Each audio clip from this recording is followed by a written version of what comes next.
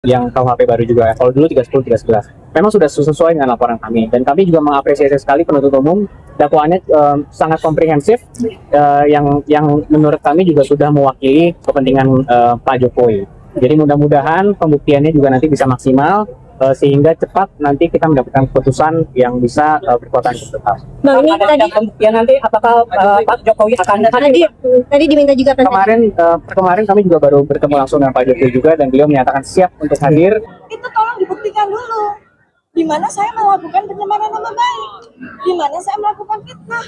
Karena yang saya bicarakan yang menjadi objek kajian saya, yang menjadi objek observasi saya itu benda digital yang beredar di internet.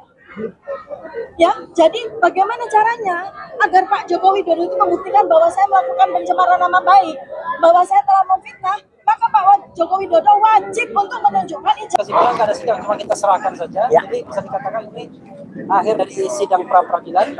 Apakah nanti akan ada pra peradilan yang lain, kita nggak tahu. Tapi yang jelas tadi kita sangat senang ya, karena paling tidak bisa menjebak. Ya, bisa menjebak ahli dari sana. Nggak menjebak, dalam tanda kutip. Menjebak itu di bagian mana, Bang? Ya, nanti ya kita jelaskan.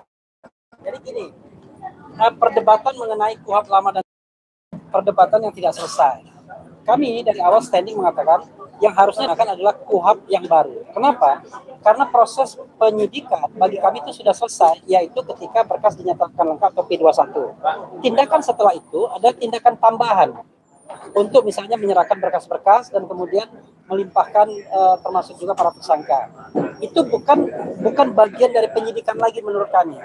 Karena bukan bagian penyidikan lagi, maka harusnya menggunakan KUHP yang baru. Ketika kemudian pihak termohon dalam hal ini penyidik Polda Metro Jaya mengatakan menggunakan KUHP yang lama, bagi kami salah. Dan ini didukung oleh fakta yang tidak terbantahkan sesungguhnya, bahwa surat sebagai contoh adalah surat penangkapan dan surat penahanan. Surat penangkapan dan penahanan mereka yang dikeluarkan oleh penyidik itu menyertakan pasal-pasal dalam KUHP yang baru semua. Bahkan mungkin dalam satu surat penangkapan dan penahanan itu ada kira-kira 7-8 pasal. Memang pasal transisi dicantumkan, tapi masalahnya adalah dia sama sekali tidak mencantumkan pasal dari KUHP yang lama. Nah, itu artinya dia sendiri mengakui bahwa itu adalah KUHP yang baru sesungguhnya yang harus digunakan. Dan kalau misalnya dia berpandangan bahwa yang harus digunakan KUHP lama, begitu ya pandangan dari Polda Metro dan ahli, maka surat penangkapan dan penahanan itu cacat formil. Yes, clear. Cacat formil. Jadi menurut saya majelis hakim harus mempertimbangkan ini, seperti maju kena mundur kena. Menggunakan KUHP baru mereka harusnya kalah, menggunakan KUHP lama mereka harusnya kalah juga. Ya, itu yang paling penting. Dan tambahan fakta lagi adalah ketika pra peradilan ini dilaksanakan, sudah terjadi pelimpahan berkas perkara pokok sesungguhnya. Kalau di dalam rezim KUHP yang lama, itu perkara pra peradilannya berhenti. Ini buktinya tidak. Jalan terus. Itu artinya secara sadar hakim pun sudah mempraktikkan KUHP yang lama. Jadi KUHP yang baru itu, KUHP yang lama itu berhenti ketika penyidikan selesai. Itu saja. Penyidikan selesai kapan? Yaitu ketika berkas dinyatakan lengkap atau P21. Jadi tindakan setelah berkas dinyatakan lengkap P21 itu bukan tindakan penyidikan, tapi tindakan tambahan dalam hal ini pemberian berkas. Sama dengan orang mengatakan, kemarin siapa yang mengatakan? Antara produksi dan delivery. Ya. Ketika kita, Mas ya? Bukan ya Pak Didit? Oh Pak Didit. Ya, ahli. Jadi kalau kita memproduksi barangnya sudah jadi, lalu pemesannya kan membutuhkan delivery kan? Pertanyaannya adalah delivery itu apakah tindakan produksi? Bukan. Tindakan tambahan setelah produksi, sama seperti ketika proses penyidikan. Ketika berkas sudah dinyatakan lengkap P21, selesai proses penyidikan. Nah sekarang tinggal delivery-nya. Delivery-nya adalah delivery berkas, delivery barang bukti, dan delivery tersangka. Karena itu menurut saya ini telah ya. Mudah-mudahan hakim menangkap isyarat itu. Kita lihat hakimnya sudah sangat mengerti, sangat pandai, dan bisa mengkonstruksikan kasus dengan baik. Itu yang ingin saya tambahkan. Ada pertanyaan tidak? Soal ada kesalahan dan juga adanya cacat formil. Jadi apa yang menjadikan sorotan itu? Ya justru itu. Jadi mereka mengatakan bahwa tindakan yang mereka akan mengatakan tindakan penyidikan mereka, tindakan penangkapan dan penahanan itu menggunakan KUHP yang lama, Undang-Undang Nomor 8 Tahun 1981. Tetapi di dalam suratnya sendiri mereka menggunakan KUHP baru, Undang-Undang 20 2025, dan mereka deny itu. Kalau mereka deny itu, ya kan, mereka mengatakan maksud kami adalah KUHP yang lama, maka surat itu cacat formil. Kalau kita bicara formil dan material dalam sebuah tindakan hukum, kalau dia formilnya salah, maka materialnya nggak perlu diperiksa lagi. Artinya, salah ini. Materialnya sudah pasti salah karena formilnya salah. Nah, artinya bahwa penahanan, penangkapan itu bisa dikatakan ilegal, tidak absah, tidak sah, dan karena itu harus dibatalkan. Itu makna. Ada lagi? Kalau dari Mas Roy sendiri seperti apa persidangan? Oh enggak, aduh. Ini Mas Gafur dulu ya. Saya nanti. Jadi ada satu poin penting dari rangkaian persidangan hari ini. Ya. Tiga. Mas Roy izin ya. Siap, harus. Ada satu poin penting dari rangkaian persidangan hari ini, yaitu adalah pendapat ahli yang diajukan oleh Polda Metro Jaya secara tegas dan clear mengatakan bahwa surat perintah penangkapan, surat perintah penahanan itu cacat formil. Dan kalau dia cacat formil, maka berdasarkan pasal 77 KUHP lama, yaitu pra peradilan, maupun pasal 158 KUHP yang baru terkait kewenangan pra peradilan, maka ketika upaya penangkapan penahanan diterbitkan dengan menggunakan surat yang cacat formil, maka disitulah kewenangan hakim tunggal pra peradilan untuk menyatakan bahwa upaya paksa berupa penangkapan penahanan tersebut tidak sah. Karena objek pra peradilan itu yang diuji bukan materialnya, tapi yang diuji adalah aspek formilnya. Kan sah tidaknya, bukan benar atau tidaknya. Kalau benar ya mereka merasa benar. Tapi kalau sah tidaknya, berarti itu aspeknya aspek formil. Dan tadi ahli mengatakan yang diajukan oleh Polda Metro Jaya bahwa surat perintah penangkapan, surat perintah penahanan itu cacat formil. Saya kira dengan ahli justru yang dihadirkan dari Polda Metro Jaya mengatakan cacat formil, berarti sebenarnya sudah kelihatan bahwa hakim akan mengabulkan permohonan pra peradilan kami, insya Allah, karena surat perintah penangkapan, surat perintah penahanan tersebut telah cacat formil, dianggap tidak sah secara hukum acara pidana. Itu aja. Ya, saya. Oke. Oke. Dari saya, ya, sekali lagi kita mengaturkan terima kasih yang sebesar dan puji syukur alhamdulillah kepada Tuhan yang Maha Kuasa Allah Subhanahu wa taala bahwa hari ini itu banyak kejadian yang luar biasa. Kenapa banyak ya?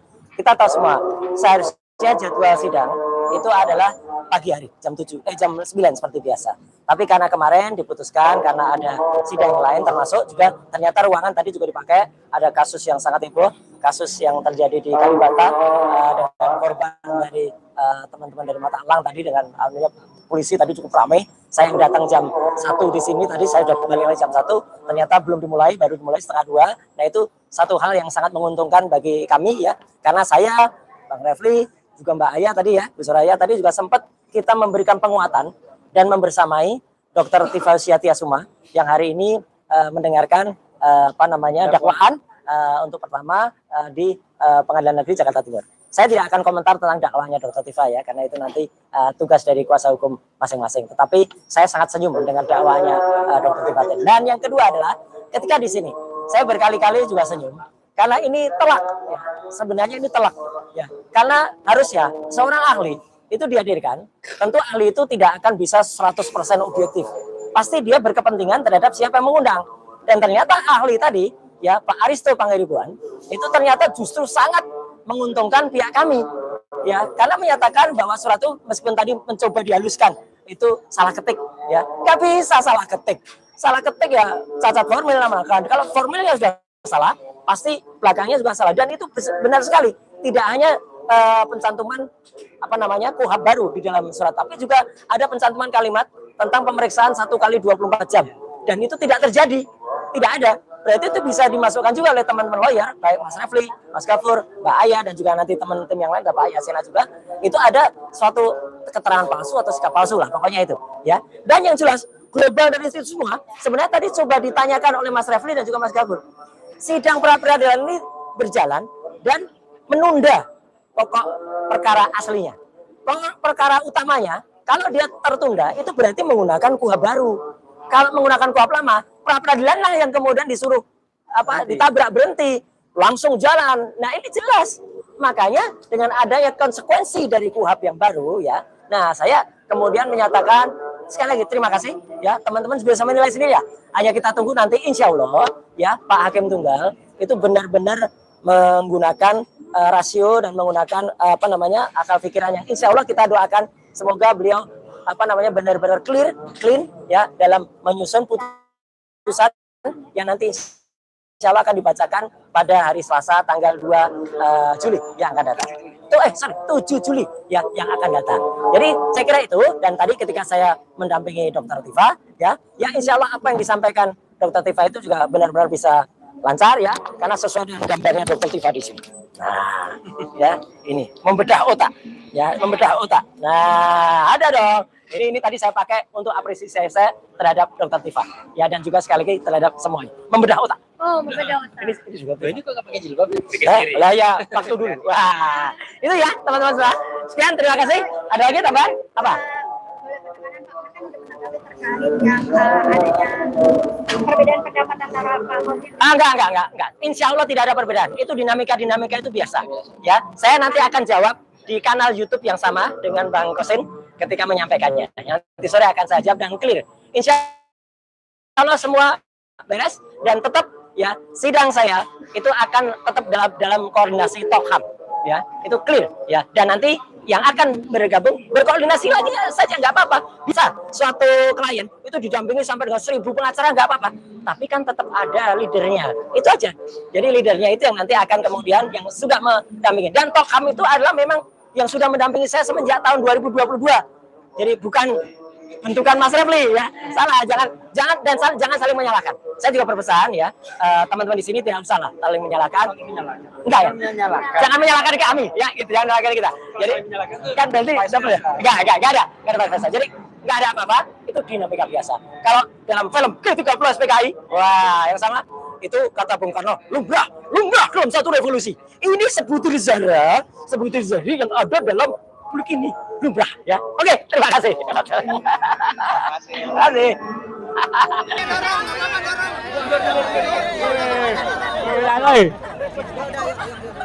Cukup, bisa didengar? Bisa didengar? Ada yang maju.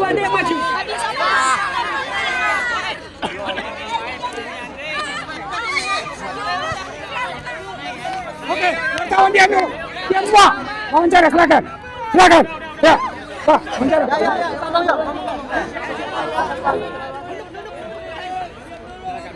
Turun.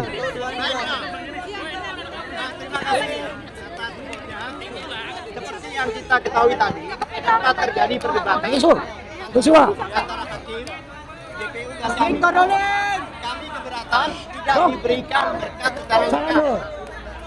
Bagaimana yang diminta melihat perkara ini secara komprehensif. Oleh sebab itu kami tadi sempat menyatakan bahwa ketentuan dari KUHP lama dan sebagainya, karena sebagian masih menggunakan KUHP lama. KUHP lama itu yang dimaksud pelimpahan itu termasuk berita acara pemeriksaan itu harus diberikan secara lengkap.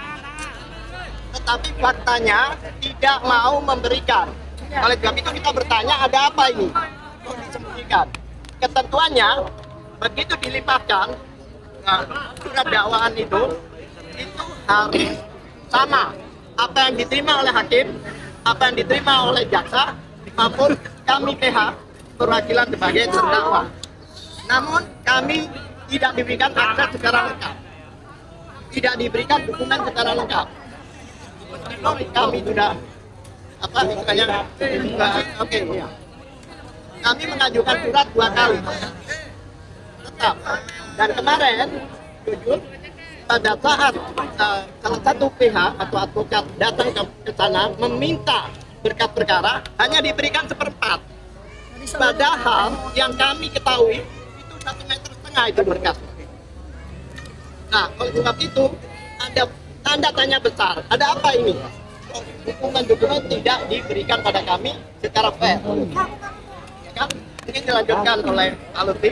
Ya, jadi persidangan ini kami anggap prematur Mengapa? Karena ketidaklengkapan dari dokumen yang harusnya diserahkan kepada tersangka, bukan terdakwa ya, tersangka pada waktu sebelum menjadi terdakwa itu harusnya sudah selesai dahulu, baru boleh dilimpahkan ke pengadilan.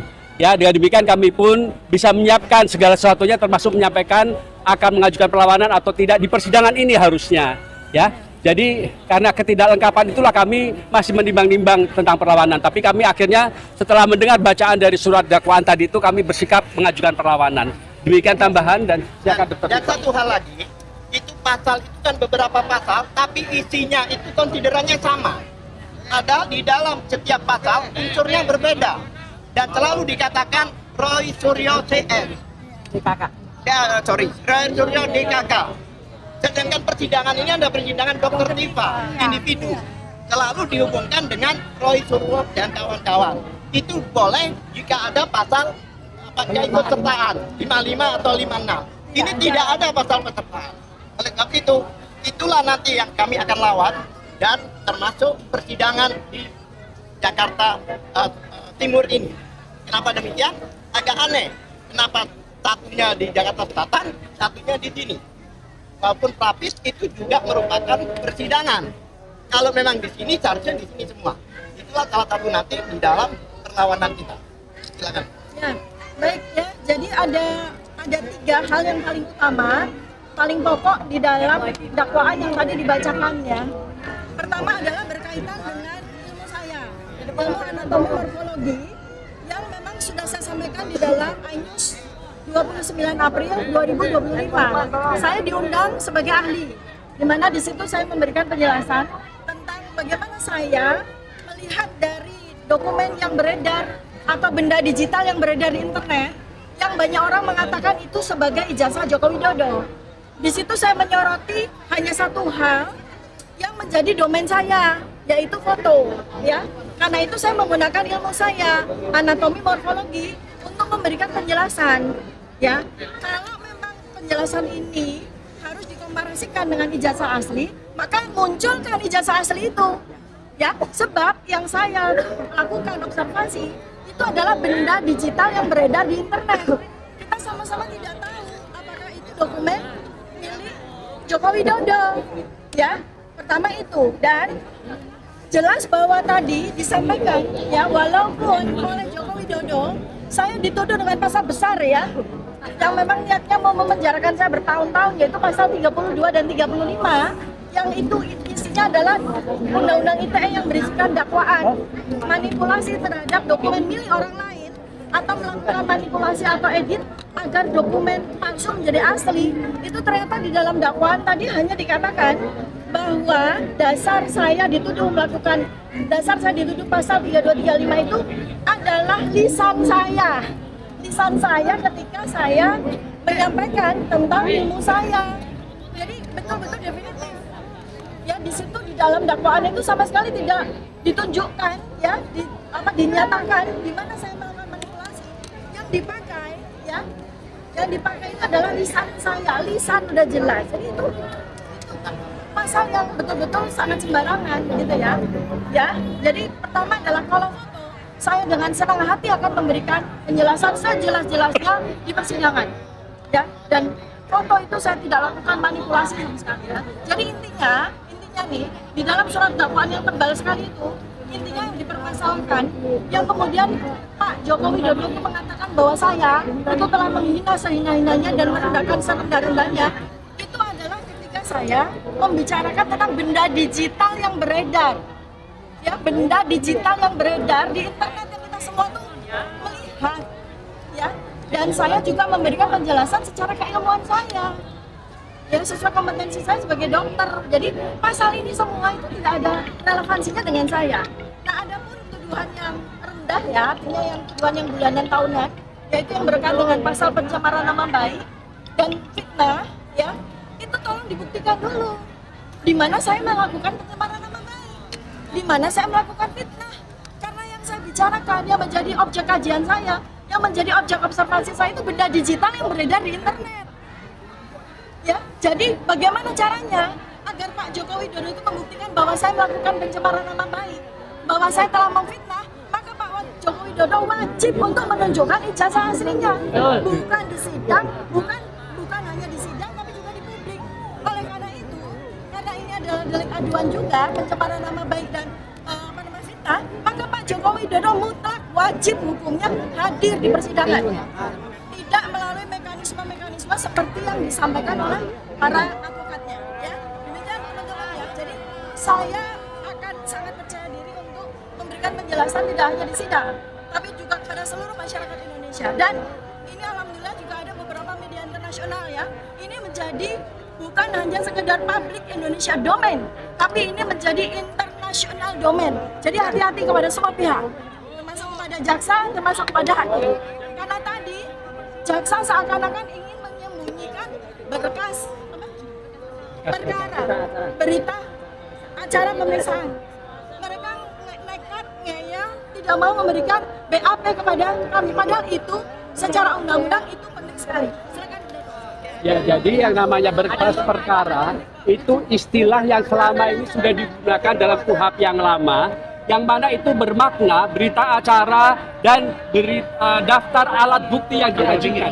Bukan barang buktinya, tapi daftarnya itu disampaikan kepada kami. Itu sudah berlangsung puluhan tahun. Mengapa baru tadi dipertanyakan seolah-olah jaksa ini baru saja praktek di pengadilan begitulah. Ya tidak profesional. Terima kasih.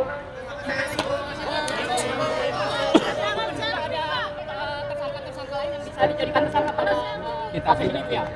Ya itu wilayah dari hakim ya, wilayah hakim ya. Kita fokus saja dengan kasus hakim. Baik, sudah. Makasih ya. Makasih. Makasih ya teman-teman. Saya tidak akan berikan statement karena ini sidangnya Dr. Tifa. Ya, nanti di sidang saya baru saya akan berikan dan saya langsung akan segera ke sidang pra peradilan. Dok, tapi menghadiri dok.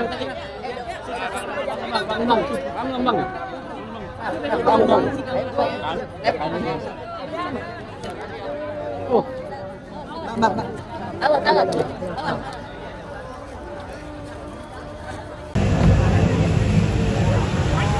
Semangat Mas Sula, semangat.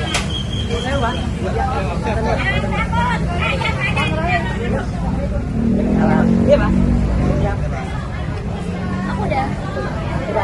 Ya udah, nggak apa. Aku mesti. Nggak apa-apa, saya tertib dari sini. Kita. Mas Roy. Yuk.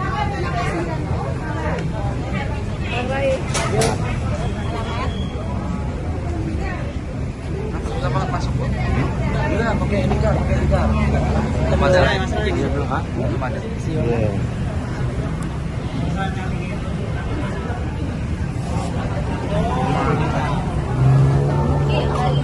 Siap.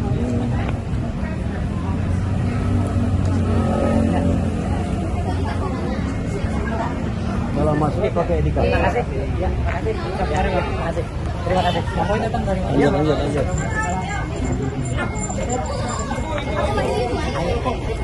Lagi ya? Bang datang dari Jaksa.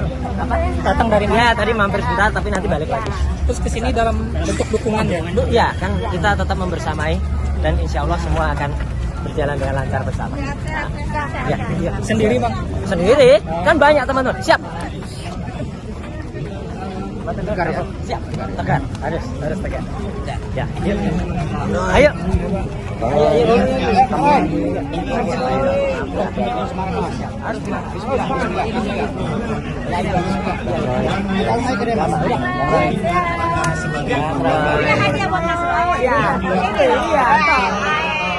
Jam berapa?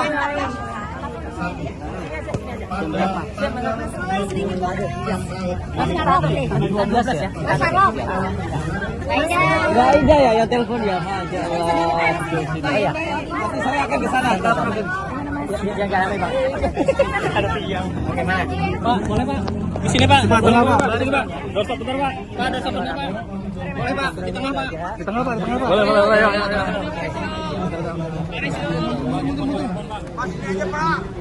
Silakan di setting dulu.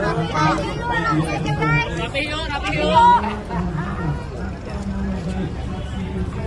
Buat ya semua. yang saat ini sedang dibacaan dakwaannya. Dan tadi kita sudah mendengar ya, dakwaannya kalau menurut saya banyak sekali yang dakwaan itu masih terkait dengan tersangka lain sebelumnya yang ternyata harusnya masih ikut juga terlibat di dalamnya. Ada nama Egy Sujana, banyak banget tadi ya, yang kejadian di kantornya Egy Sujana. Ada banyak unggahan dari dokter palsu itu ya, dari dokter respon hasil lansia Pak, banyak banget ya, balik akademi itu akun-akunnya dia. Nah harusnya makanya dia tidak bisa kemudian mendapatkan RJ atau kemudian di SP 3 ya. Dokter Tifa memang ada beberapa, nanti kita lihat dan itu insya Allah tim penasihat hukumnya juga nanti akan berusaha ya. Tapi kalau nanti kita tunggu sampai pada sidang saya, dan sidang saya itu masih harus menunggu ya pra-peradilan yang ada. Tadi lihat kecil banget ya yang saya ada ya, dan tidak ada satupun tidak ada unggahan saya. Tidak ada satupun unggahan saya pribadi. Padahal itu berkas perkaranya nanti materi gugatannya sama ya gitu. Jadi artinya dakwaannya juga bisa sama. Jadi insya Allah sekali lagi ya itu akan bisa menjadikan bahan yang sangat bagus nanti untuk pembelaan saya juga pembelaan Dokter Tifa. Karena apa yang terjadi itu sebenarnya adalah siapa yang mengunggah pertama itu yang jelas-jelas betul nanti harus diungkap. Tidak ada nama Dian Sandi yang saya dengar tadi ya, padahal itu jelas betul unggahan atau analisis Dokter Tifa ya, dengan analisis dia seorang dokter yang bisa melihat perbedaan antara dua mata dan sebagainya. Itu jelas-jelas itu keahliannya, dan itu dia dihasilkan dari apa? Dari analisis dia terhadap unggahan Dian Sandi. Jadi mungkin nanti itu akan menjadi bahan bagi kuasa hukumnya. Tapi sekali lagi saya dengan sangat tulus ya mendoakan agar sahabat saya Dr. Tifausia Tiasuma bisa tabah, bisa tegar dan lancar, dan terima kasih untuk semua teman-teman yang membersamai, termasuk ibu-ibu dan mak-mak dan juga bapak-bapak yang luar biasa, juga semua media. Dan saya juga berterima kasih ya kepada Pengadilan Negeri Jakarta Timur yang sudah memberikan izin untuk siaran live streaming secara live, memang kecuali untuk saksi ya, karena saksi supaya mereka tidak saling mendengar apa yang nanti akan disaksikan. Tapi ya kita hormati saja semua aturan yang ada. Jadi sekali lagi saya hadir di sini ya, ini ada tokoh media sosial lainnya namanya Mas Farhan ini juga luar biasa yang juga datang.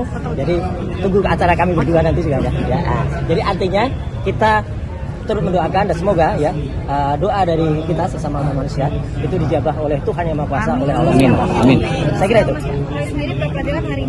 Ya, hari ini sidang pra-peradilan saya ya, ini bukti dari kuasa Allah juga ya. Jadi harusnya saya sidang pra-peradilan dengan mendengarkan pembuktian dari termohon atau Polda Metro Jaya itu tadi jam 9. Tapi kemudian tapi kemudian sidangnya ditunda sampai jam 1 karena apa? Karena memang mereka lagi mempersiapkan. Jadi itu apa tuh yang tadinya saya sudah pamit bersama Dokter Tifa, dan saya kemarin sempat bikin statement berdua dengan Dokter Tifa. Kami saling membersamai, maksud saya mohon pamit tidak bisa hadir, tapi ternyata malah sudah digariskan lain ya saya bisa hadir. Jadi itu aja ya selamanya. Pra-peradilan bukan, pra-peradilannya terkait penangkapan dan juga penahanan. Oke, itu saja dulu. Sampai jumpa nanti. Sekali lagi terima kasih. Bang, media bang. Iya media. Duduk bang. Sorry bang. Semangat ya. Bang, duduk bang. Bang, duduk bang. Sorry bang. Nah, ini ngalangin kamera gua. Dokter izin dong. Oh ya, pegang aja.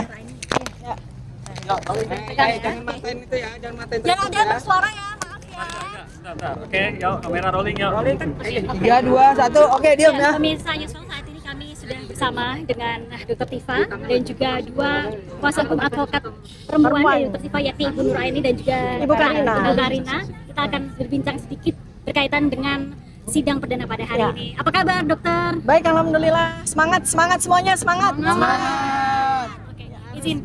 Dokter, pada hari ini telah selesai menyelenggarakan atau mengikuti sidang perdana. Bagaimana? Apa tanggapan dan mungkin bagaimana perasaan dari Dr. Tifa sendiri pada sidang perdana pada hari ini? Ya, justru kalau saya malah sangat gembira adanya sidang ini ya. Karena tadi kalau melihat dari materi-materi dakwaan tadi, berarti sidang ini kemungkinan akan berjalan lama. Jadi saya akan gunakan sidang ini sebagai tempat kuliah saya untuk memberikan penjelasan sejelas-jelasnya terkait dengan ilmu yang saya gunakan untuk melakukan observasi, kajian terhadap pertanyaan yang selama 11 tahun ini menjadi sebuah pertanyaan yang sangat membebani seluruh masyarakat Indonesia. Nah, jadi alhamdulillah juga tadi live streaming ya.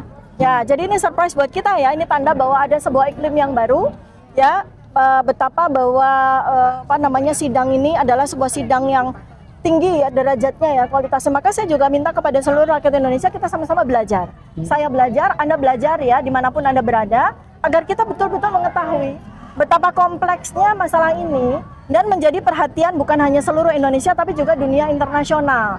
Karena tadi saya sudah melihat ada beberapa media internasional dan juga ada beberapa media internasional yang sudah menghubungi saya. Karena ini adalah skandal terbesar di seluruh dunia. Skandal terbesar di seluruh dunia, dan karena itu saya akan memberikan penjelasan sejelas-jelasnya. Jadi seperti yang advokat kami sampaikan berdasarkan pengalaman mereka ya, selama ini sudah berratusan kali ya mengawal kriminalisasi para aktivis dan sebagainya. Dengan 20 saksi saja itu akan makan waktu 1,5 tahun. Dengan ini 130 saksi. Ya, 709 dokumen, ya, lebih dari 30 ahli. Kira-kira kalau kita hitung secara probabilitas akan makan waktu antara 3 sampai 5 tahun. Dan saya dengan senang hati akan bersedia untuk setiap hari Kamis memberi kuliah di sini kepada kita semuanya ya. Satu demi satu nanti semua jawaban atau penjelasan saksi ya yang ada di BAP itu 1,5 meter. Nanti kita akan belajeti 1 lembar demi 1 lembar. Dan seluruh saksi yang ada, kemarin kita juga sudah simulasi dengan para advokat kami ya. Advokat saya, TPDT atau Tim Pembela Dr. Tifa ada 25 advokat. Ya, dan dua putri ini, 2 perempuan Sri Kandi ini ya, insya Allah ya. Jadi kami sudah bersepakat bahwa kami minta diberi ruangan seluas-luasnya untuk melakukan exercise, pengkajian, pendalaman ya kepada para saksi yang hadir, beserta dengan berita acara mereka masing-masing ya. Kami tidak akan melepaskan saksi sebelum kami puas. Ya, kalau perlu sampai berhari-hari satu saksi akan kami layani. Maka insya Allah ya kami akan jaga stamina kami, jaga kesehatan ya. Jadi satu saksi kalau mau 3 hari ya 3 hari. Kalau mau 24 jam kali 3 hari ya kita akan jalani. Ya. Demikian juga harap ingat ya bahwa